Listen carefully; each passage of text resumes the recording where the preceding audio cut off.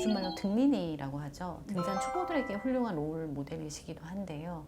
여성분들이 조언을 많이 구할 것 같아요. 네네. 가장 많이 질문받았던 거 세 가지와 답변 네네네. 부탁드립니다. 네, 세 가지 딱 나오네요. 뭘까요? 하나는 이제 옷차림이고, 그럴 것 같아요. 네, 두 번째는 혼자 가도 되는지 여쭤보시고, 네. 세 번째는 피부 관리 어떻게 하냐.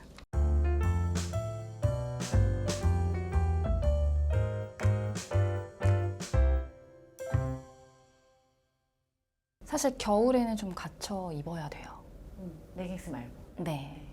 그 산악 환경이 겨울에는 굉장히 혹독하고 그 외부 환경으로부터 몸을 보호하지 않으면 좀 안 좋은 일이 발생할 확률이 굉장히 높거든요. 네. 그래서 딱 이렇게 말씀드리고 싶어요. 겨울 옷들만큼은 등산 브랜드에서 파는 본인의 취향에 맞는 걸 골라서 입으시라. 그러니까 3계절은 조금씩 다르긴 하겠지만 날씨에 따라서 레깅스를 입던 좀 기능성 스포츠웨어들 있잖아요. 그런 거 입으셔도 정해진 등산로, 아주 높고 고산, 한국엔 그런 산이 없긴 하지만 그런 데 가지 않는다면 크게 문제가 되지는 않아요. 그래서 조금은 느슨하게 자기 취향 따라서 적절한 기능이 섞인 옷을 입으셔도 되지만 겨울에는 정말 큰일 날 수 있어요. 쉬운 방법은 등산 브랜드에 문의하거나 알맞는 옷을 추천받으시는 게 역으로 좋죠. 나머지 계절에는 조금 더 편안한 네, 레깅스 그렇게 포함한 입으실 수 그렇게 있어요. 입어도 괜찮다는 말씀이신 거죠? 여름을 제외한 봄하고 가을에는 여벌 재킷 정도는 조금 챙겨 가셔야 돼요. 그리고 뭐 비가 오거나 날씨가 바람이 많이 불거나 그럴 때는 딱 등산복 전문 의류들에서 방풍이 되는, 그러니까 바람이 들어오지 않는 바람막이 좀 도톰한 것들이 있거든요. 그런 것들이 조금 필요해요. 하의 같은 경우는 일반 레깅스, 그 시즌에 맞는 레깅스를 입고 하셔도 되죠.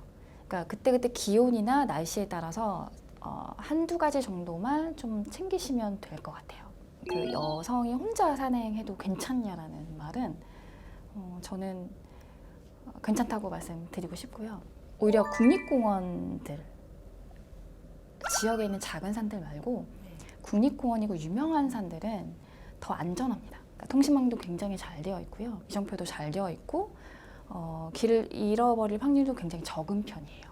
그런 곳을 한번 다녀오시면 일단은 용기를 조금 가지실 수 있고, 그 용기로 다른 조금 동네 산이지만 길이 여러 군데 나 있어서 조금 헷갈리는 곳까지 갈 수 있는데, 이건 이제 저의 경험을 토대로 이제 말씀을 드렸어요. 저도 처음에 혼자 하는 거에 대해서 되게 두려움을 많이 느꼈던 사람인데, 생각을 해보니까 저는 어릴 때부터 혼자서 하거나 무언가 너가 스스로 그 과정을 다 겪어가면서 해라라고 교육받지 못했더라고요. 어떻게 보면 굉장히 수동적으로 삶을 살아왔던 거고, 처음 혼자서 등산을 하는데 너무 무서운 거예요. 근데 아무런 지식 배경 없이 혼자 하는 것도 아니고, 그때는 제가 한 등산하고 6개월 정도 지났을 때인데 처음 혼자 하는 상황이었거든요. 어느 산에 가셨어요? 저 그때 북한산을 갔어요. 근데 너무 무서운 거예요. 그냥 혼자인 이유 하나로. 그래서 그때 저는 굉장히 당황했어요. 그렇게 많이 왔다 갔다 했던 산인데 혼자 가니까 왜 무서운 걸까? 정말 제가 너무 이상하게 느껴졌는데 어쩔 수 없으니까. 근데 갔는데 아무 일도 벌어지지 않았고요. 정해진 산길 가면 사실 크게 문제가 없고요. 사전에 뭐 지도 좀 보고 코스 정도 확인하고 가시면 크게 문제가 없는데, 능동적으로 내가 뭔가 찾아보거나 헤쳐가지 않았던 수동적인 태도, 이런 것들이 두려움을 만드는 것 같고, 미디어에서는 산에서 어떤 뭐 괴한이라든지 안 좋은 사건들 많이 접하게 하잖아요. 그런 것들이 이제 플러스가 되면서 공포가 딱 이제 만들어지는 거죠. 하지만 생각만큼 그 산속이 위험한 곳은 아니고요.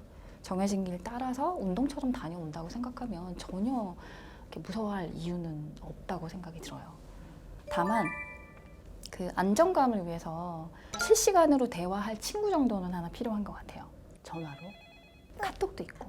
네, 얼마든지 연락할 수 있는 방법이 있는데, 내가 오늘 산에 간다라는 거, 그리고 산행 중에도 계속 내가 어떤 상태인지 알릴 수 있는 거죠. 혹여라도 산길에서 길을 잃어가지고 어떻게 될지 모를 수 있는 상황 분명히 있거든요. 그런 걸 이제 대비하기 위해서 알리고, 또 나를 계속 봐주고 있는 누군가가 있다는 거에 안정감을 느끼고. 네. 그렇게는 이제 하라고 말씀드리죠. 산행에 반해가 되지 않으면서 함께 했을 때 조금 이상적인 인원 몇 명 정도일까요? 저는 5인 이하로 늘 말씀드려요. 5인이 넘어갔을 때는 좀 소란스러워지더라고요. 아무래도 서로 이야기를 하더라도 좀 큰 소리로 이야기를 해야 같이 모여있는 사람끼리 이야기가 되고요. 그래서 5인 이하로 가시는 걸 추천해드리고, 사실 저는 가장 좋은 건 둘이서 오붓하게 다녀오는 거인 것 같아요. 데이트를 등산으로 하시라 하는 이야기도 많이 하고, 또 친구랑 이렇게 둘이서 가면 깊은 대화도 좀 나눌 수 있고요. 둘이 같이 있지만 이렇게 혼자 가는 것 같은 시간도 만들 수 있고요. 마지막 질문. 네. 자외선에 네네네. 대비하는 피부 관리법. 네네네. 피부 관리 그렇게 애를 쓰는 사람은 아니에요. 피부 너무 좋으신데요? 이거는 이제 메이크업으로 피부 관리 힘쓰는 사람은 정말 아닌데, 자외선 차단은 해야 되는 것 같아요. 왜냐면 산에서 여름에는 정말 아프게 타요. 나무가 있어도 많이 타나요? 네네. 죄송합니다. 제가 등산을 많이 안 해가지고. 단순히 뭐 미용적인 부분에서 뭐 탄다라고 이야기하는 것보다 정말 좀 아플 수 있게 타기 때문에, 그러니까 피부를 정말 보호한다라는 생각으로 자연에 노출될 때는 좀 보호라는 개념을 조금 세워두시는 게 좋을 것 같아요. 특히 이제 산악 환경에서는 나를 보호한다는 생각으로 피부도 보호한다. 그래서 몸이나 이런 곳에 자외선 크림을 좀 바르시고, 얼굴 같은 경우는 다 개인차가 있을 것 같아요. 그래서 본인이 사용하시는 뭐 제품들을 잘 쓰시는 거, 이렇게 말씀을 드리고 있죠. 모자는 안 쓰시나요, 여름에? 모자도 쓰시면 좋죠. 그러니까 저는 다행스럽게도 타고난 피부가 조금 튼튼한 것 같기는 해요. 근데 굉장히 민감하시고 얇은 분들 계시니까 그런 분들은 뭐 모자도 사용을 하시고 선스크린도 잘 바르시고 이렇게 하시는 걸 추천합니다. 하지만 이거 하나는 말씀드리고 싶은데요. 선크림을 자주자주 잘 발라서 피부를 보호하는 건 너무 좋아요. 너무 좋은데 더운 여름에 옷을 굉장히 많이 껴입으면 컨디션이 굉장히 떨어질 수 있어요. 네, 우리는 피부를 보호한다는 차원에서 옷을 막 정말 다 이렇게 감싸고 이렇게 입으시거든요. 근데 이 감싸는 것에서 해방되면 그거보다 더 큰 상쾌함과 즐거움을 느낄 수 있어요. 내가 피부가 탈까봐 옷을 너무 이렇게 껴입으시는 거 정도만 조금 다르게 생각을 하시면 좋을 것 같아요. 등산할 때 이제 네. 먹을 것도 되게 고민을 많이 하는데요. 네네. 산에 오르기 전에 식사하시나요? 네, 저 밥 먹고 시작하고요. 이것도 개인차가 있는데 기준을 그렇게 세우시면 될 것 같아요. 내가 지금 에너지가 내 몸에 많아서 한 끼 정도는 안 먹어도 된다 하시는 분은 사실 공복에 산행하셔도 돼요. 근데 그러지 않고 나는 한 끼만 안 먹어도 굉장히 몸이 처진다 하시는 분들은 최소 산행 30분 전까지는 든든하게 식사를 하시는 걸 추천을 해드리고요. 많은 분들이 먹은 만큼 간다라는 이야기 굉장히 많이 하거든요. 이것도 맞는 얘기예요. 그래서 많이 좀 잘 챙겨 드시고 산행을 하시면 산행하는 중간중간에 지치지 않고 에너지 가득 찬 상태로 조금 더 수월하게 산행을 하실 수 있죠. 네. 높은 산에 갈 때는 특히 아침을 든든하게 먹는 게 좋겠네요. 네네네. 그리고 시간에 따라서 간식이나 도시락 이런 것도 준비하시면 좋고, 그리고 아침 드실 때 기름진 음식은 피하시길 권해드려요. 혹시나 탈이 날 수 있고, 네, 하니까 좀 간단하고 담백한 음식 위주로 드시는 거, 네, 선호합니다. 섬중님은 이렇게 오랫동안 산행하는 게 아니라고 하면 물이나 뭐 오이, 과일 같은 거 혹시 싸가시나요? 네, 저도 그때그때 뭐 다양하게 잘 가지고 가는데, 저는 주로 가져가는 거는 되게 효율적인 음식들로 챙겨요. 예를 들면 조금만 먹어도 힘이 팍 나는 것들. 초콜릿? 네, 초콜릿도 좋고요. 근데 초콜릿은 일반 초콜릿이 아니라 다크 초콜릿에서 카페인 섭취를 위해서, 이제 각성되기 위해서 그런 다크 초콜릿을 먹고, 대추 야자 있어요. 대추처럼 생겼는데 네, 꾸덕꾸덕한. 네. 그게 예전부터 여행자들한테는 영양식이라고 해서 챙겨가는 음식이에요. 칼로리도 높고 영양소가 무슨 많아서. 술안주로 유명한 네네네. 그거 아니면 제가 제일 좋아하는 게 이제 아몬드 버터예요. 아몬드를 갈아서 잼처럼 만들어 놓은 우리 땅콩 버터. 네네네. 네, 그 아몬드로 만든 이제 아몬드 버터인데요. 그게 아주 좋은 지방인데 한 숟가락만 먹어도 포만감이 크고 힘이 나나요? 네. 저는 무게 생각도 많이 하기 때문에 이것저것 가능하면 가볍게. 네, 챙기는 것보다 가볍게 하나 챙겼는데 이게 엄청난 에너지를 딱 내주면 너무 좋은 거죠. 아, 그렇군요.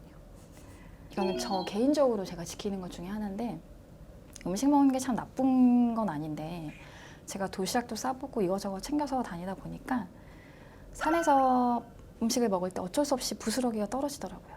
한두 개쯤은. 일부러 버리는 게 아니라. 네. 저는 산행하면서 도덕성이 진짜 많이 성장한 케이스라서 그런 일을 제가 만들고 싶지 않아서 사실은 음식을 최대한 준비를 안 하는 걸로 하다 보니 효율적인 음식을 찾게 된 거예요. 생각해보니까 말씀하신 게 되게 뭐라고 해야 되나?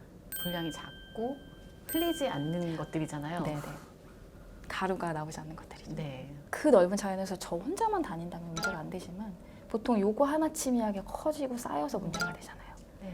저는 뭐 이렇게 유별나게 하려는 건 아니고 그냥 저만의 의식 같은 건 거죠. 나라도 하지 말자.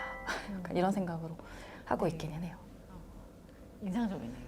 내려와서 충분히 먹으면 되거든요. 그러니까 아침을 잘 먹고 산행 중에는 정말 간단히 몸이 처지지 않을 정도로 먹고 내려와서 만찬을 즐기는 이 사이클이 사실 되게 이상적이에요. 아, 성준도 만찬을 즐기시나요? 아 그럼요. 근데 엄청 뭐 고기 저 혼자 막 3인분도 먹고 그래요. 술도 드시나요? 아, 술은 저는 원래 잘 좋아하지 않아서 아, 자주는 안 먹는데 이게 그 소맥 한 잔 딱 이렇게 마시는 건 좋더라고요. 네, 정말로 그래서 평소에도 거의 술을 안 마시거든요. 근데 이제 산행 갔다가 내려와서 아 정말 진짜 몸 많이 썼다 했을 때 그렇게 딱 한 잔을 날 때 딱 한 먹어요. 잔 마시면 맛있겠네요. 네.